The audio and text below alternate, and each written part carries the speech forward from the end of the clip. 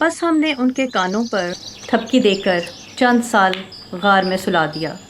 پھر ہم نے اٹھایا تاکہ ہم دیکھیں کہ دونوں گروہوں میں سے کس نے خوب یاد رکھا کہ وہ کتنی مدت غار میں رہے۔ ہم آپ سے ٹھیک ٹھیک ان کا حال سناتے ہیں۔ بے شک وہ چند نوجوان تھے جو اپنے رب پر ایمان لائے، اور ہم نے ان کے لیے ہدایت میں اور اضافہ فرمایا، اور ہم نے ان کے دلوں کو مضبوط کر دیا۔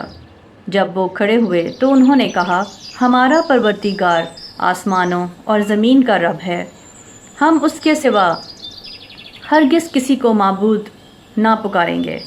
البتہ اس وقت ہم نے بے جا بات کہی، یہ ہماری قوم کے لوگ ہیں جنہوں نے اس کے سوا کئی معبود بنا لیے ہیں، وہ ان پر کوئی واضح دلیل کیوں نہیں دیتے؟ پھر اس سے بڑھ کر کون ظالم ہوگا جو اللہ پر جھوٹا بہتان باندھے؟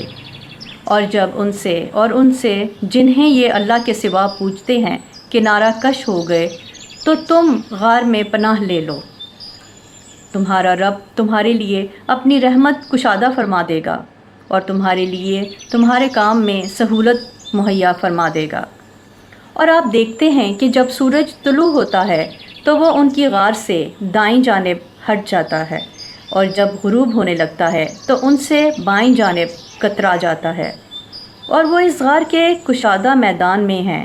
یہ اللہ کی نشانیوں میں سے ہے جسے اللہ ہدایت دے، سو وہی ہدایت یافتہ ہے، اور جسے وہ گمراہ کر دے تو آپ اس کے لیے کوئی رہنما اور مددگار نہیں پاؤ گے، اور تو انہیں بیدار خیال کرے گا حالانکہ وہ سوئے ہوئے ہیں، اور ہم انہیں دائیں طرف اور بائیں طرف کروٹ دلاتے ہیں، اور ان کا کتا دہلیز پر دونوں پنجے پھیلائے ہوئے ہے۔ اگر آپ ان کو جھانکتے تو آپ ان سے پیٹھ پھیر کر بھاگتے، اور آپ کے دل میں ان کی دہشت بھر جاتی۔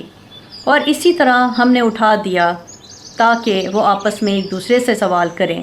تو ان میں سے ایک کہنے لگا، تم کتنی دیر ٹھہرے ہو؟ انہوں نے کہا، ہم ایک دن یا اس کا کچھ حصہ ٹھہرے ہیں۔ انہوں نے کہا،